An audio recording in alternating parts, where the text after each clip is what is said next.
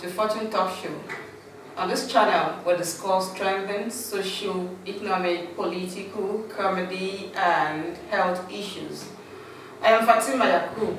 If you are new to this channel, please hit the subscribe button and smash the notification bell so you will be the first to know when we upload a new video. Don't forget to like the video. And today, we are having a special guest in the house. I'll be right back.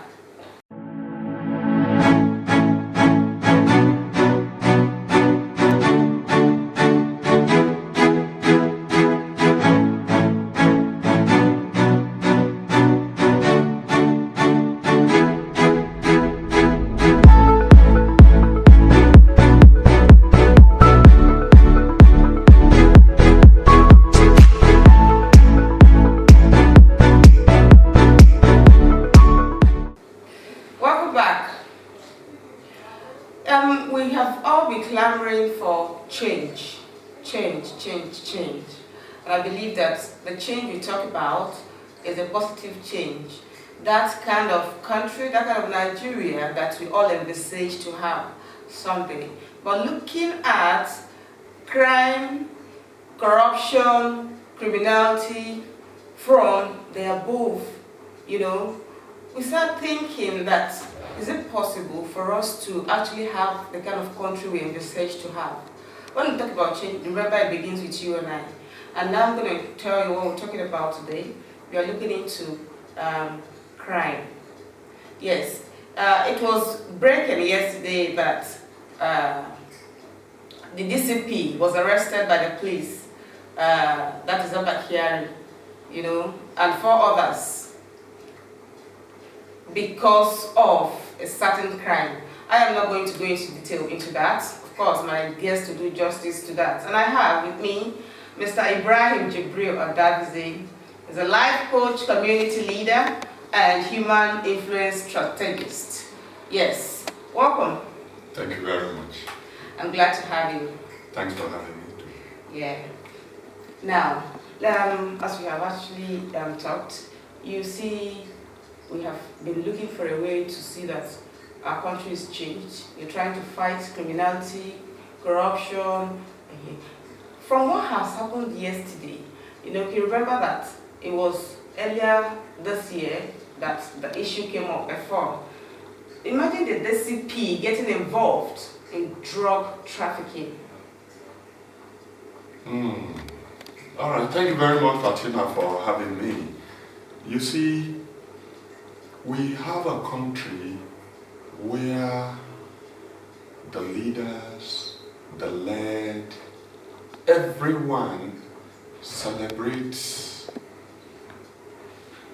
imaginary things, illusions, things that are not meaningful, without actually knowing why those things are like that.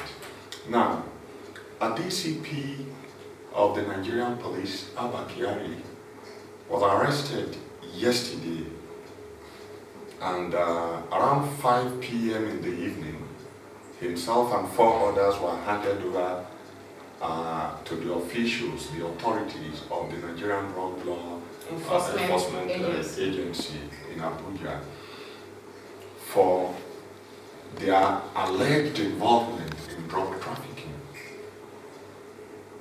Mind you, this is not the first time this person, whom I personally held with high esteem, and I believe so many other Nigerians too,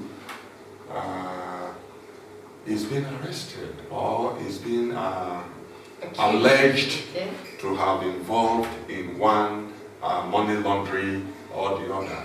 I could remember vividly on the 21st of August in 2021, the Inspector General of Police announced the suspension of this young man. Why? The Federal Bureau of Investigation in the United States accused him of involving in money laundering act with the popular Instagram celebrity, Hush Puppy, and the committee in December that was set up to to investigate that matter have presented their report to the Police Service Commission. And it has been sent to the Attorney General's office for advice. While we are waiting for that, Femi Babafemi broke the news yesterday in the press conference that Abba Kyari, other officials, one inspector, John Nuhu, another Bawa, somebody Ogwe, and so, they are arrested. And looking at that, it becomes very, very worrisome for a progressive Nigeria to begin to think that if people at this level, people that have been saddled with the responsibility of ensuring a crime-free society are getting themselves involved, one will begin to wonder, what is wrong? Is it an individual problem? Is it a societal problem? Is it a policy problem? And at the end of the day, it all boils down to everything. Our system is not as it used to be. Our policies are very good on paper, but when it comes to implementation, it's a big problem. So many things are wrong. For me, with this current system and policies and situation in Nigeria, I don't see Nigeria being a crime-free society. Okay, thank you. I won't take much of your time. Yeah. Let's just look at possible suggestions. I won't say one person's suggestion will not make any difference, because by the time we make the suggestion and some other person, subscribe to that, you never can tell. Maybe there could be changes. What do you think we should do? What do you think the country can do? How can it get better? How can it actually get better? We know that in totality, we cannot say crime will be over completely, but it can be reduced to its minimum. Well, is there a way we can check the credibility of people that are supposed to be in certain offices? That will not be a good approach to me, because before this allegation of Abba Kyari in 2021, 90% of Nigerians sees him as credible. But here we are today, we are seeing a different Abba Kyari entirely. So checking credibility of public office holders before they are assumed is not enough. Now, I will suggest that first and foremost, it is happening everywhere, in the US, in India, even in Malaysia, it's happening. Whenever there is no correlation between our words and our actions, irrespective of whatever level one finds himself, such person should be prosecuted. Now, it should even be more if you are an office public holder. In other words, practicing what we preach as leaders, as the led, as a father, as a mother, as a student is key. No officer, no father, no mother, nobody will go out to canvass for people to get engaged or to get themselves involved in crime. But at the end of the day, after going out to say all this, at a time or the other, they retire back and be doing that thing they have been preaching against. That is one. Secondly, this mentality of pursuing, of adoring, of celebrating people who have privatized public wealth must stop. That is where we should start from. Now, let me tell you 10 out of every 20 people that are being honored today in our society are people that have privatized public wealth. I stand to be corrected. Thank you very much. We just go on a very short break. Thank you. If you are new to this channel, please hit the subscribe button and smash the notification bell so you'll be the first to know when we upload any new video. And don't forget to like the video. We'll be right back.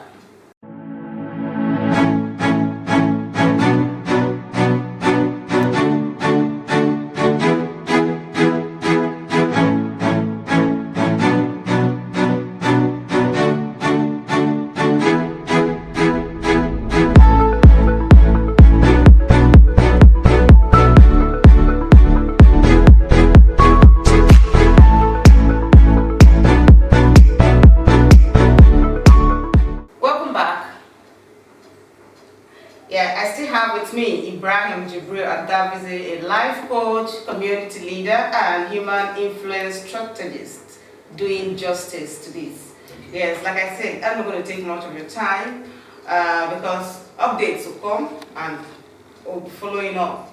So conclusively, what is your advice as a Nigerian, as an individual, and as a life coach, community leader? You see, for us to evolve as a better society, we must first and foremost evolve positively as an individual. Now, this idea of pursuing what is right, standing against what is wrong, must be inculcated in our daily lives and routine. We cannot change an entire society when individually we don't see anything wrong in our present way of life. That is the first thing we need to do.